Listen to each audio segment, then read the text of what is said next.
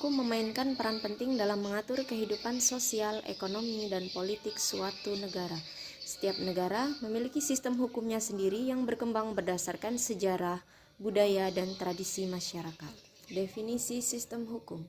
Sistem hukum dapat didefinisikan sebagai keseluruhan aturan, prinsip, dan norma yang mengatur perilaku masyarakat dan menegakkan keadilan.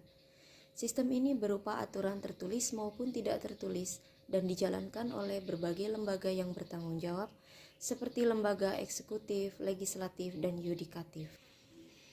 Sistem hukum dunia. Sistem hukum dunia dibagi menjadi 4, yaitu yang pertama sistem hukum Eropa kontinental. Adalah sistem hukum yang mengandalkan kodifikasi atau sekumpulan aturan tertulis yang mengatur kehidupan masyarakat. Undang-undang yang tertulis menjadi sumber hukum utama.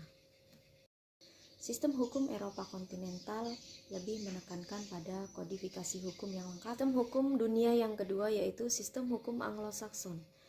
Adalah sistem hukum yang berakar di Inggris dan sistem ini didasarkan pada putusan presiden atau keputusan hakim terdahulu.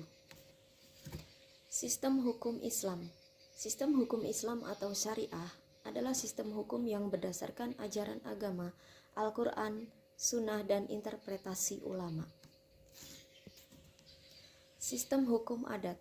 Sistem hukum adat berbasis pada tradisi dan kebiasaan yang telah berkembang dalam kehidupan masyarakat setempat.